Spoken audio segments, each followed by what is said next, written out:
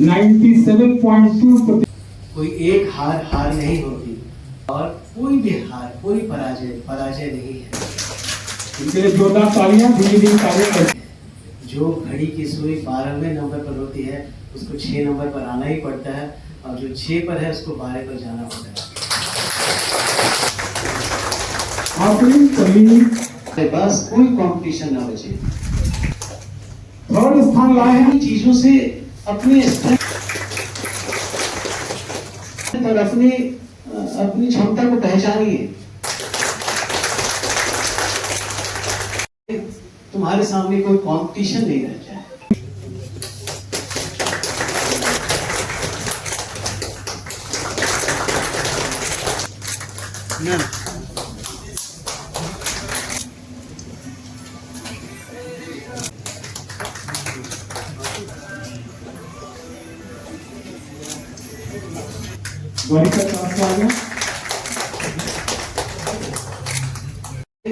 तुम्हारे सामने कोई कंपटीशन नहीं रह जाए।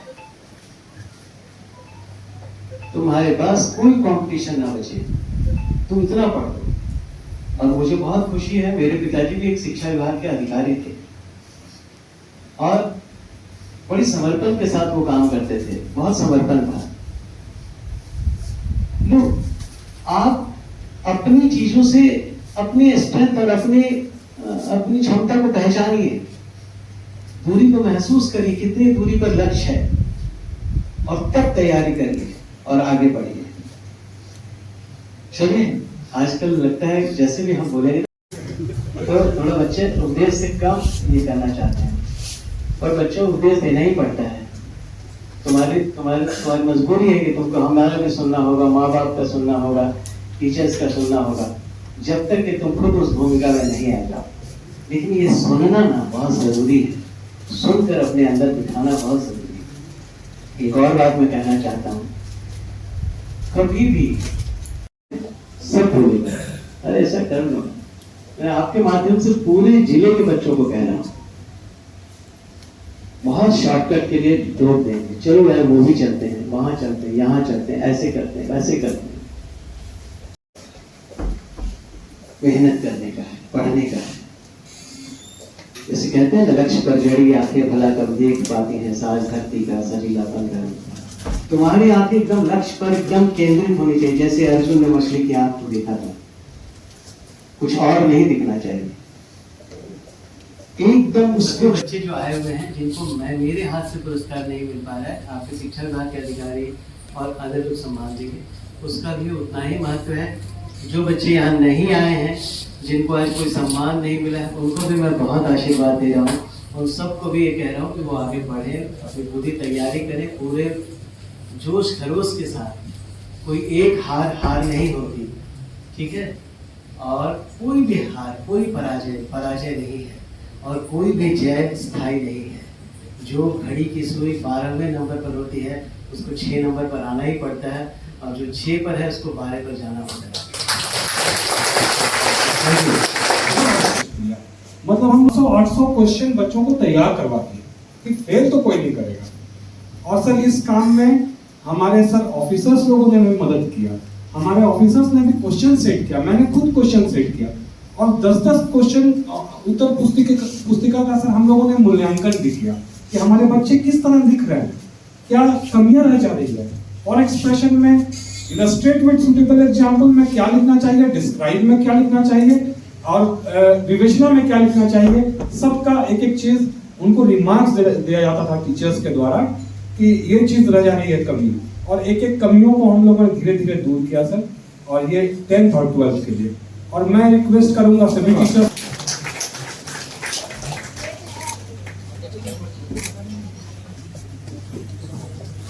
Bhushan +2 high school Nawadi.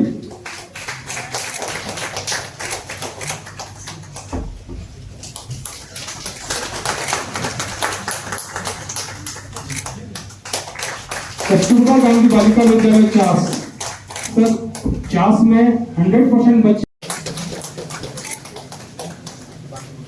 100% result, and क्षेत्रनाथ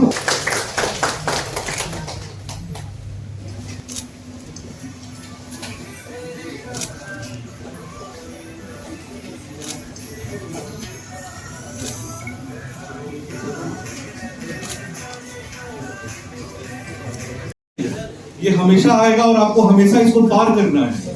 और दूसरी बात, पढ़ाई सिर्फ एकेडमिया नहीं होती है। पढ़ाई को जो सामाजिक जो ज्ञान है हमारा, जो भारत के बारे में जो सांस्कृतिक ज्ञान है, उस पर विशेष ध्यान रखना है।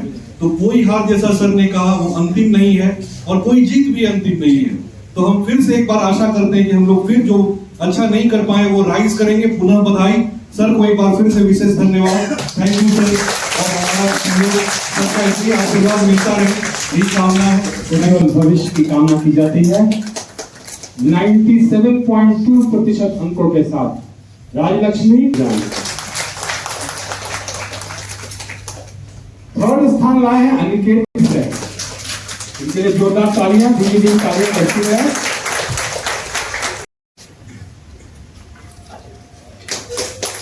Thank you.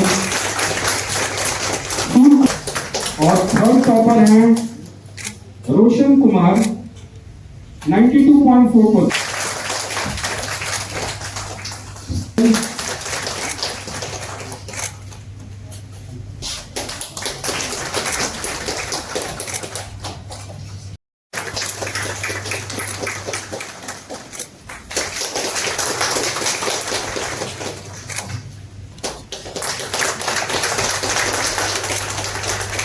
Thank you. Afrin Salimi, second, 89%. और थर्ड रैंक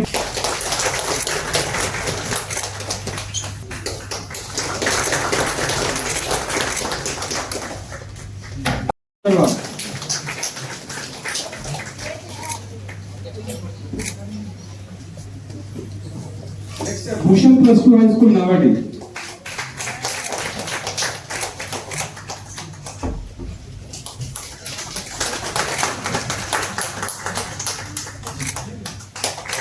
कस्तूरबा गांधी बालिका विद्यालय चास। सर चास में 100% बच्चे, बहुत लोगों को तो आप पूछेंगे तो याद भी नहीं होगा।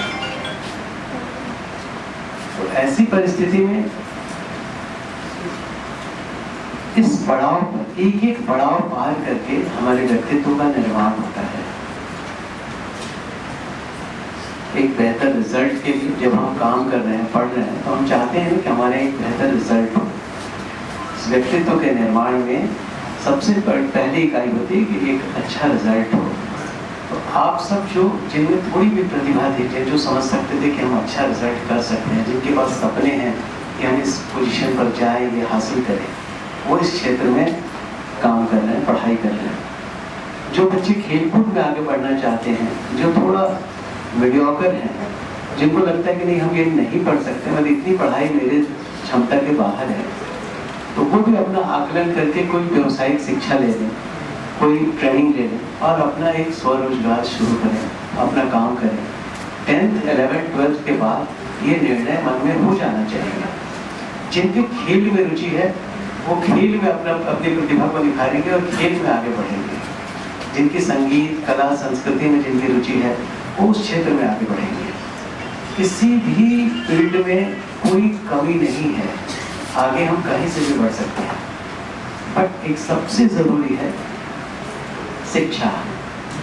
शिक्षा का मतलब ये जो एकेडमिक एक्सीलेंस है यही तक नहीं कि हमने 10th की परीक्षा पास कर ली, हमने 12th अच्छा कर लिया, हमने ग्रेजुएशन में अच्छे मार्क्स ला लिए।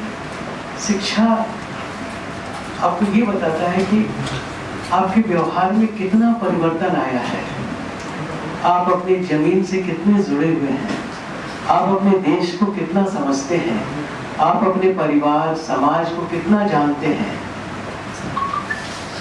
हम इस देश की इकोनॉमी को समझें, इस देश की राजनीतिक व्यवस्था को समझें, इस देश की अर्थव्यवस्था को समझें, इस देश की कला, संस्कृति, इसका जो वास्तु इतिहास रहा है उसको समझे। वास्तु इतिहास मतलब वो धार्मिक वास्तुशास्त्र नहीं, इस वास्तु का जो विकास हुआ, जितने मंदिर, जितने सब कुछ बने हैं, जो आर्किटेक्चर है उसका कैसे डेवलपमेंट हुआ उसको समझे।